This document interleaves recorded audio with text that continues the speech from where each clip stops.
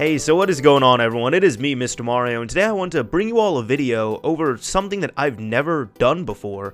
And to me, it's because this is quite an interesting topic, and it's something that I'm really passionate about, and I haven't looked at in quite a few years, but I also haven't seen that much information about this. So I'm going to be taking a look at a unreleased PlayStation 1 game, and kind of giving you all the information that I've had stored up in my head uselessly for all these years. Now, there's a lot of channels that do similar things to this. I know P2P Online, he covers a lot of unreleased, pre-released games and builds and things like that. Unseen64 covers a lot of this stuff as well too. Occasionally, Did You Know Gaming, and even Yuri of Wind, he has his excellent Gaming Mysteries series as well too. But here's the thing, I pay respect to everyone, and I'm not trying to copy anyone else, but I haven't seen any information about this game. In fact, when I looked up Thrill Kill on YouTube, the only informative type video I found, which I didn't even watch, was "What is Thrill Kill?" And I didn't watch it because the title was in Spanish, and the description was in Spanish, so I assumed it was in Spanish. So there might be informative videos out there on this, but at least I haven't seen any in English. So that's why I kind of want to bring this all to the table. Now, a lot of this was gathered, through myself, through forums and all that over the years, because this is a game I tracked heavily when I was younger. And one big place I would recommend going to, which if their site is still live, which I believe it is, it's not nearly, as deep as it used to be. It doesn't have an online forum or anything like that, but it is Fuzzdork's Thrill Kill, and that's really what got my start in all of this. So you also have to realize that when I learned about all this stuff, the internet was a very different place. It wasn't as easy to find this information. It wasn't as easy to find, an ISO like it is nowadays. So this is all, quite different stuff. You're really having to go back in time here. But because of that, I also have a lot to thank for this game, because this game actually got me into modding.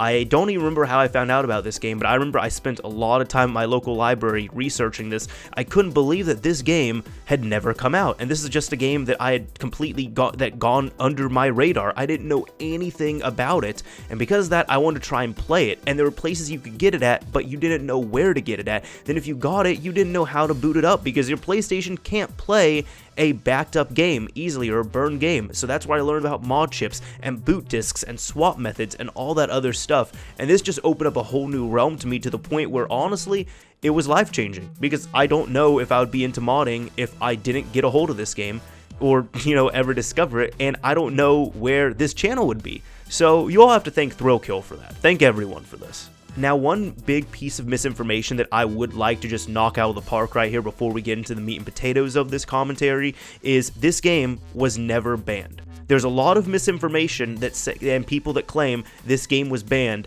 It was never banned. It's an unreleased game. It was set to release. There were no stores that put a ban on it or anything. It's just it never came out. But if it did come out, it wouldn't have been banned anywhere. So just putting that out there, a game being unreleased is not the same as a game being banned. With that said, and with that long intro out of the way, I want to show you all the unreleased PlayStation 1 game called Thrill Kill. So first off, you all might be asking, okay, what the hell is Thrill Kill? Thrill Kill is a canceled PlayStation 1 game that was supposed to come out October 31st of 1998. Now, it's no coincidence that it was going to come out on Halloween. This was supposed to be, a gory, kind of scary, grotesque game. And what exactly was it? Well, it was a 4-player PlayStation 1 beat-em-up that was supposed to take place in hell, and had a lot of, damned souls that went down to hell, and they were pitted against each other. But it wasn't just a regular fighter. It was a cage-style fighting game that had 4 players, as I said, so that was still quite new at the time for 1998. And in addition to that, instead of other games like, for example, Mortal Kombat, I'll use as an example, where each person has their own health bar and your goal is to knock down the other person's health bar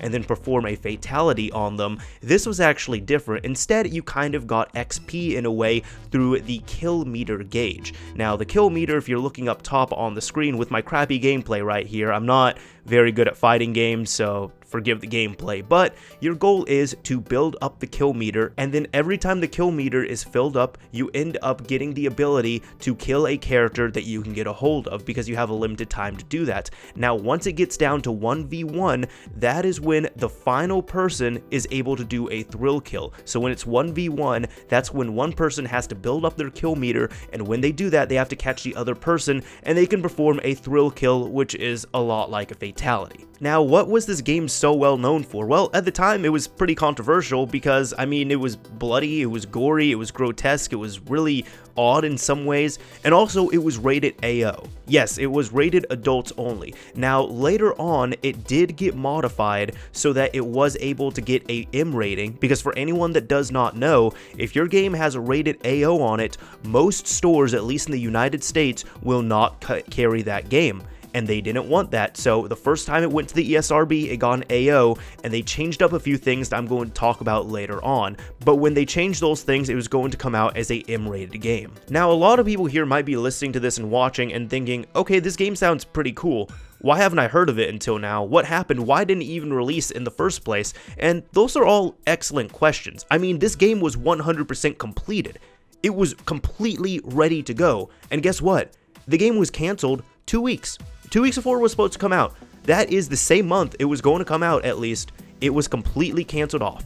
And at this point, you have to realize this game had been on the covers of gaming magazines. This game had entire previews and reviews written about it. It was shown at E3. There was merchandise made for it. But why was the project shelved? Well, we're gonna kind of go back and see what happened here. So first off, this game originally started off as a 2-on-2 Aztec basketball game. Yeah, I know, you're looking at the footage and you're not believing me. That was actually confirmed by a developer who ended up working on this game and was brought onto a podcast a few years ago where he ended up talking about that, and it just conventionally kind of got retooled and reworked into this incredibly violent, vile, disgusting, bloody, gory cage fighter. And the people who were responsible for this were Paradox Development. Now, Paradox Development was a studio that worked on, several other games. I'm not too familiar with their games, but I know they worked on the Backyard Wrestling series, for example, and it was going to be published by Virgin Interactive, which has been known to publish several infamous games, such as the Command & Conquer series. Now, you're looking at the gameplay and you're seeing how it's playing, and that's all well and good and neat and everything, and I also talked about the thrill kill mechanics of this as well, too. But the characters were also pretty awesome. Now, I'm not going to cover all of them, but there were quite a few, and essentially, as I said, with the characters that came into this game, they were all people who were on the face of the earth, at some point ended up dying somehow. There's full bios for them available, and then they got sent down to hell, but it wasn't typical, Dante's Inferno or Dante's Cage type hell.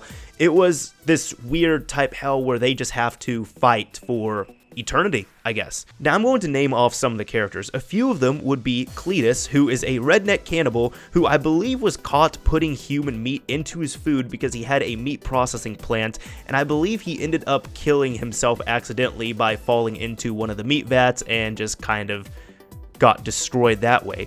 There was also Tormentor, who is a judge, believe it or not. Yeah, you're probably seeing him all, blacked out, murdered out with the chains and everything like that. Yeah, no, that was kind of his thing, where he liked to punish people by the law and then have them in his private chambers and punish them even more, but physically that way. Probably until death. And then there was also Oddball, who was my personal favorite, who's just a crazy guy in a straitjacket.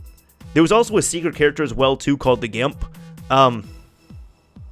I don't really need to explain that. Yeah, he was called the Gimp.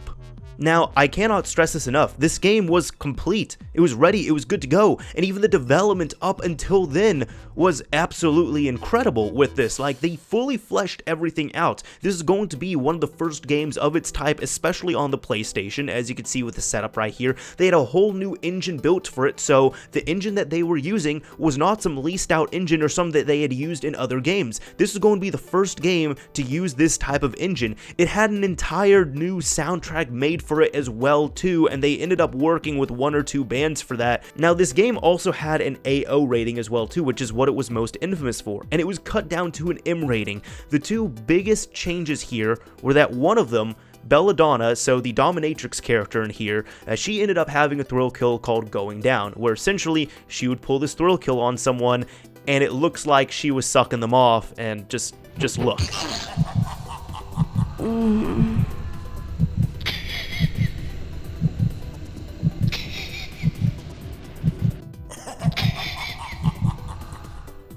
So yeah, the ESRB, as you can see, great joke, but they didn't take that too nicely, nor would they really have, if they checked this out completely. So they ended up changing that in the censored build of the game. Now, another thing with Belladonna, again, is that at the beginning of every single match, she moans. Now, I can't confirm. I had read before that she laughs instead in the censored version, but I cannot confirm this difference because, as I said, I've never played the censored version, unfortunately.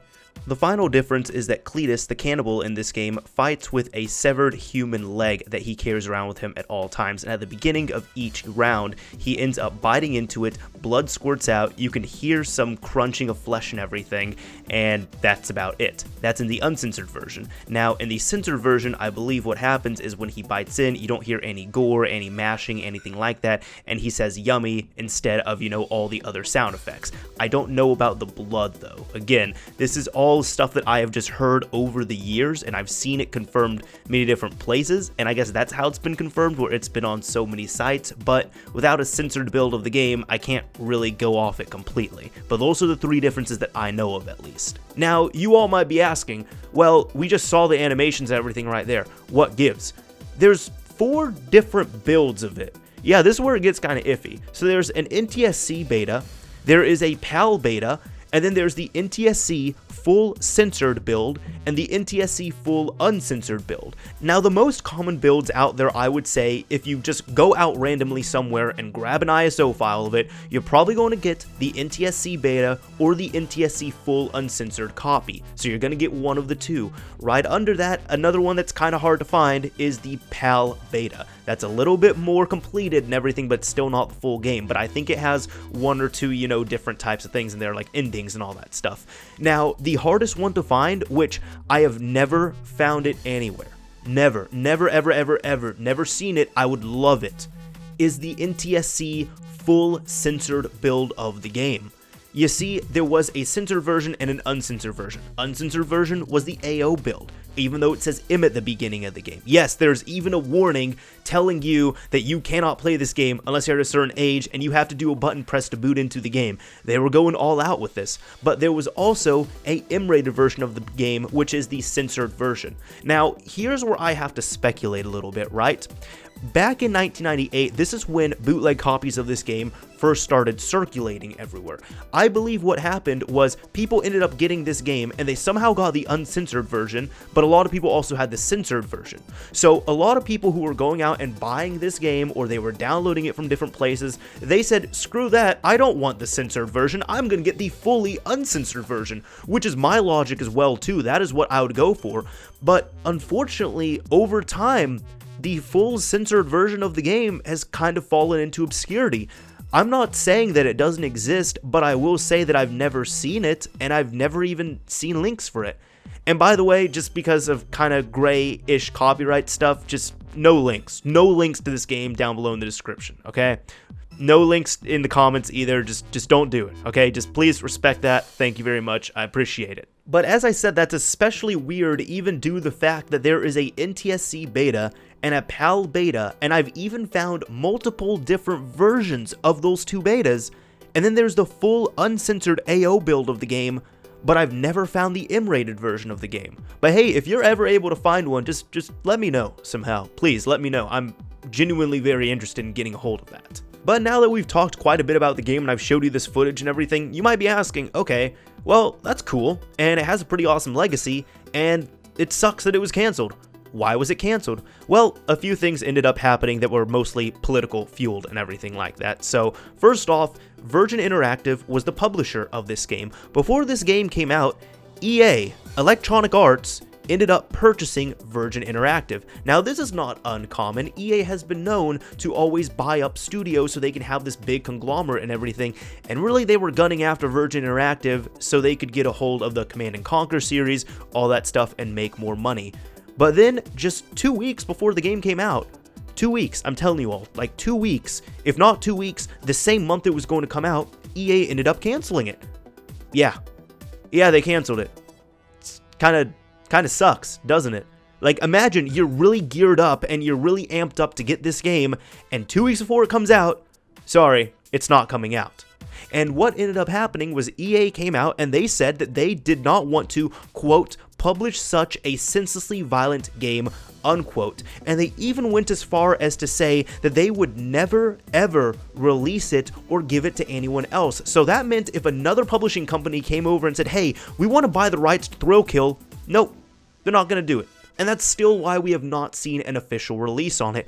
But this game's development was not completely thrown out. Now, one, we do get to play the game, we get to see it, because there were multiple versions of this game leaked out. So thankfully, if you either know how to run an emulator or you know how to do some other shady stuff to your game system, you'll be able to play this game.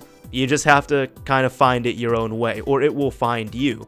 But with the way the game was utilized later on, its engine actually lived on in several other games, and the game that came out right after this, which I've never played, but from what I can tell, is kind of almost, it's similar to Thrill Kill, is actually, I'm not joking about this, alright? Wu-Tang Shaolin style. Yeah, Wu-Tang had their own game on the PlayStation 1, and from what I know, it plays very similarly to Thrill Kill because it uses the same type of engine. Now, I also heard horrible things about this game, but point being is its engine lived on, and I think it was pretty kick-ass that it lived on in a Wu-Tang game. But that's not it. It also was used in X-Men Mutant Academy 1, X-Men Mutant Academy 2, and a Rock'em Sock'em Robots game, and I don't know, I find it funny we went from a rated AO game to Rock'em Sock'em Robots. But at least we got Wu-Tang out of that. I mean, that's pretty cool. So life after death, what really happened after this? Well, first off, a lot of people were pissed off. As I said, this game was complete. It was good to go. For anyone that does not know, when a game goes gold, a game has to go gold like 3 weeks or a month minimum. As I said, this game got a lot of press too. Virgin Interactive and Paradox, they went out to E3. They were promoting Thrill Kill. They had merchandise for this all ready to go. And there's even previews and full reviews available of the game. I mean, there was even a GamePro cover that had Thrill Kill on it as the cover photo and everything. But unfortunately, you know, it never came out, as we've established 20 times in this video. Now, this pissed off a lot of people, and it was quite understandable. And because of that, you know, there were petitions to get this game made and released and everything, and there was a ton of fan sites that spawned out, and it had a ton of support. It really did. But unfortunately, you know, as time has gone on, we're almost, you know, 20 years into the legacy of Thrill Kill, and it's died out, which is, you know, unfortunately understandable, but it's just one of those things, it is what it is. And really, it kind of took the record for becoming the most circulated unreleased bootleg game on the PS1, I would say at least, and one of the most popular unreleased games to circulate, period. I mean, from what I see, I would say that. Now, see, the news might end right there. But this is actually pretty cool, okay? So I actually, it might be public, I don't know how public it is, but I used to get on the website, you know, Fuzzdork's Thrill Kill, when it had a message board. I was very, you know, passionate about that. I used to get on there quite a bit when I was younger. I didn't have, you know, anything to do, had a ton of free time, all that good stuff. Used to get on there all the time. Well, there was one time actually, one of the main developers of this game actually ended up registering an account on there. And it was the webmaster on there, Fuzzdork, who he made a not a forum post, but a news post about it. And he ended up messaging this guy. He's like, hey, okay, you have an @EA email address. Is this a joke? And this guy replied, and he said, nope, this is not a joke. I am this guy that you're thinking of. I am the guy that worked on Thrill Kill, and this game has a very special place in my heart. So this game still has a legacy that lives on, even if this was, you know, almost like 10 years ago at this point. That's so hard to believe. But yeah, you know, there was not only that. Some people might say, okay, big deal, he ended up joining a fan site, but it even gets a little bit better. This was years ago as well. I used to talk personally with Fuzzdork. I remember I had him on MSN, and he knew quite a bit about the game and everything. I also knew quite a bit about the game, but what ended up happening was he told me randomly at one point that he somehow found out from an internal person at EA, I don't know if it was the same person or not, but apparently there were plans to, and there was no development ever on it, but there were plans to at least try and greenlight some type of release or sequel or spiritual successor or some type of build of Thrill Kill to the PSP. Now, this is when the PSP was in its heyday and it was quite popular, And honestly, I think it would have been pretty cool if we got this game on PSP, like an actual, not a PS1 emulated version. I'm talking like a PSP build of Thrill Kill. That would have been awesome. Now, I remember telling Fuzzdork at the time, no, that's not gonna work, it isn't. And he's like, oh, I don't have any confidence for it either, but you can't deny, it's actually pretty damn cool that this is a thing, and that it's still circulated within EA, and I think that's awesome as well too. You know, almost at that point, almost a decade after this game had come out, there were still rumblings about it at EA, and even though it never got greenlit and we never heard anything about it, it's still really cool to hear, you know, that insider information in there that they were trying to get it. They at least tried to have a meeting and see if they could get this on a newer system, but unfortunately, it's come and gone. I don't think we're ever going to see it. And for anybody who might be looking for a PSP build, the closest you're going to get is a PS1 Classic conversion of it. I mean, the game, it was never greenlit. The project was never a thing. It was just talk. Maybe a PowerPoint, that was it. But hey, if someone can leak the PowerPoint, that'd be pretty cool. I wouldn't mind having that either. Now, I'm not sure how awkward this is going to sound aside from me just acknowledging it right now, and that is because I am recording this piece of audio after I recorded all the other audio and interjecting it right before I finish editing this video. But I had to do this because I found out one more crucial piece of legacy information that I thought was absolutely astounding from an AtariAge.com forum post in 2008, or thread, should I say. Now, there were some people talking about getting copies of this game, and it just looked like it was pressed onto Activision branded CDRs. No big deal, because as I said, you can find the ISO of this game easily enough. It looked like somebody had just kind of faked these, but some developers and some people that had worked closely with the game or knew about it internally in studios actually started commenting. And the cool thing was, not only this game helped out all those other games such as Wu-Tang, X-Men, and yes, Rock'em Sock'em Robots come to be.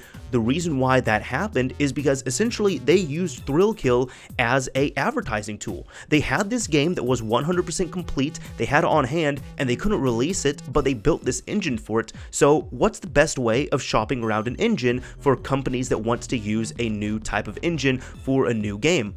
You just give them a game that has already been used, and this was the perfect demo. See, a lot of engines out there have some type of tech demo. This went beyond a tech demo. This was actual implementation. This would show companies, this is what we can do with your game. Of course, it's going to look better, it can play better, and you can do other types of things, but you can still do all this stuff. So that's pretty nice here. Now, there's a lot of copies of Thrill Kill that kind of circulated between other companies because, as I said, you know, Wu-Tang, they had their own game. The X-Men Mutant Academy games happen. Rock'em Sock'em Robots happen. But my favorite part of this is that there was at one point consideration for using this engine for a Kill Bill game. Now, at first I kind of sat on it. I was like, well, Kill Bill didn't come out until, you know, the early to mid 2000s, so that's kind of strange. But then I remembered that game engines are different than games, and an engine can transcend and be updated through various different platforms and generations, while as a game, there's only so much you can do with it. So it never went past that phase, and obviously they never made a game out of it, but it's still cool as hell to see that this game right here that never came to be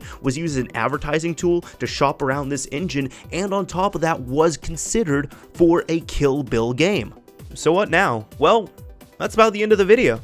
That's Thrill Kill, an infamous unreleased PlayStation 1 game that you can find pretty easily, but again, no links, please, just no links. There's a few sad truths here though. Number one, a lot of people really hyped up this game, and they were like, oh yeah, this is one of the best games ever and all that. It's not one of the best games ever, and me being much older now, I recognize that. It's alright. That's it. It's an alright game. It's not all that after you get over the fact that you're playing something that wasn't supposed to be released. Because that was really a bunch of the allure of this game as well too, is that it was an unreleased game that you weren't supposed to be playing, but once you get over that fact, I mean, the game is okay. It's cool for what it is, but it certainly hasn't aged well, and I mean, there were better games out there on the market, and better games have hit the market.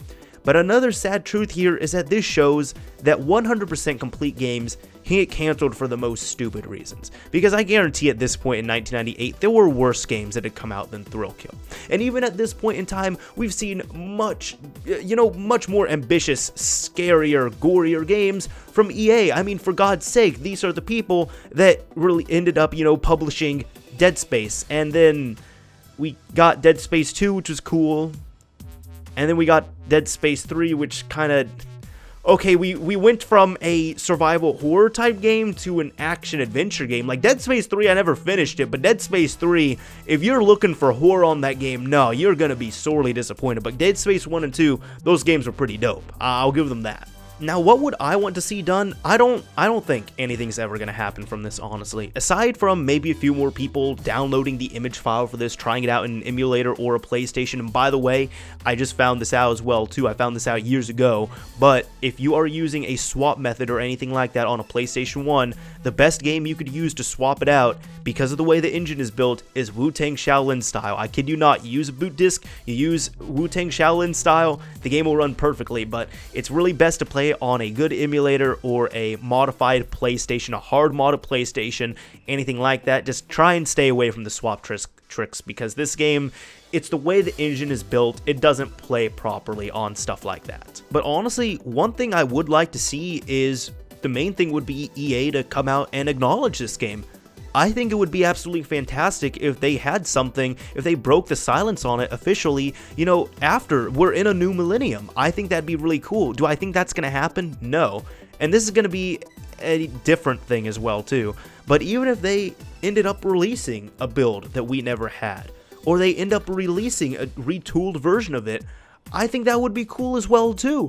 This game didn't make any money for them. They lost money on this game. They never released it. All the bootleg copies that circulated all over the world, they didn't make a dime off that stuff. How could they? They were illegally pressed, copied versions of the games if you bought them, or they were ISO images that you found online. Now, the reason why I bring this up is because quite recently, Volition, the team and the company that worked on the Saints Row games, they found out that they didn't even know. Most of the people there didn't even know. But they found on a PlayStation Portable developer kit a copy of a Saints Row game that never got released, and it was Saints Row Undercover.